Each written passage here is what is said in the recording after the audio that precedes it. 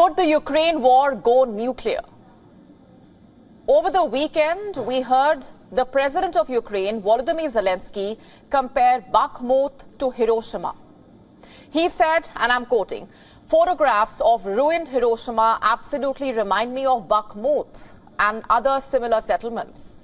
Nothing left alive, all the buildings ruined." Now, to say that the comparison is far-fetched would be an understatement. And you don't need us to tell you that. But what we can tell you tonight is that the real Hiroshima is waiting to happen somewhere else. Some 270-odd kilometers from Bakhmut, in Zaporizhzhia.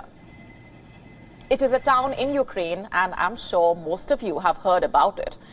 Zaporizhzhia is home to a nuclear plant, and this plant is on the line of fire. One misfire could result in a catastrophic nuclear disaster, something that could be worse than Hiroshima. First, let me tell you a little bit about the Zaporizhzhia nuclear power plant, or what's called the ZNPP. It is one of the world's biggest nuclear plants, also Europe's largest nuclear power plant. Now, before the war, Zaporizhzhia used to supply around 20% of Ukraine's electricity. The plant has 6 Soviet-era reactors, and together they generate about 6,000 megawatts of energy, which is enough to light up 4 million homes.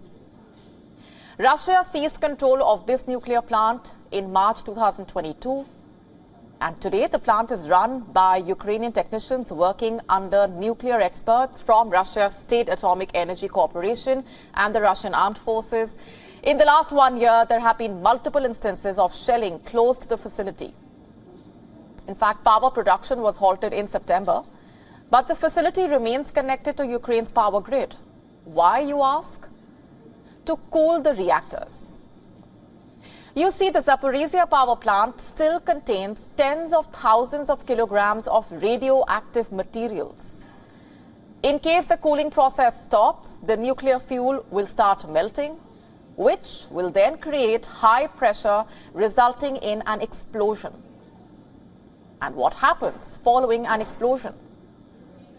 A nuclear leak. The explosion will give rise to invisible radioactive clouds.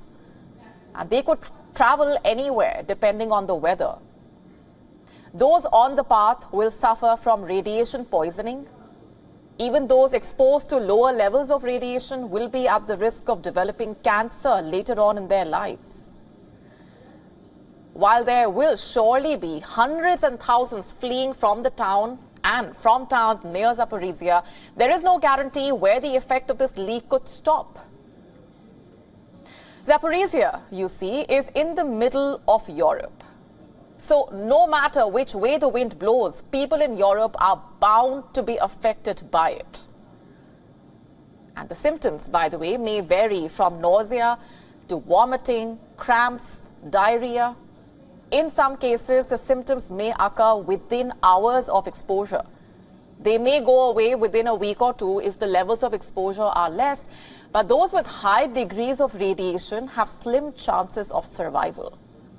They will experience loss of consciousness, burning sensation of skin, severe nausea, which eventually leads to death within 3 days of exposure. Sounds scary, does it not? Well, here's what's scarier.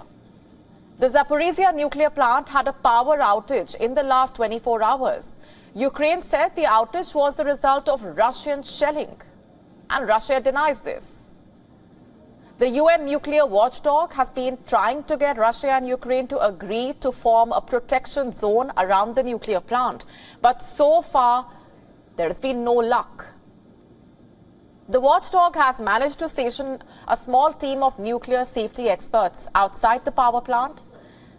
But the sense on the ground is that the situation is getting desperate.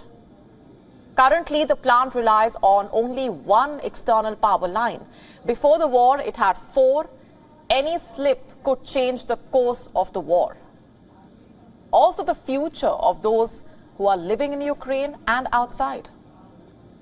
The UN's nuclear chief, Rafael Grossi, says, I'm quoting, nuclear safety situation at the plant is extremely vulnerable. In other words, it is a nuclear disaster waiting to happen. Hiroshima was the tip of the iceberg in terms of what a nuclear war could result in. Zaporizhzhia is a test of whether 7 decades on, the world has really learned a lesson. Hiroshima is where the world's first atom bomb was dropped. Within seconds, the town was erased from the face of the planet. Most of the buildings were gone. So were 140,000 people. And those who survived were left to find cancer and chronic diseases. What happened in Hiroshima destroyed a generation and many that followed. Could Europe go down the same road? WION now available in your country. Download the app now. Get all the updates on the move.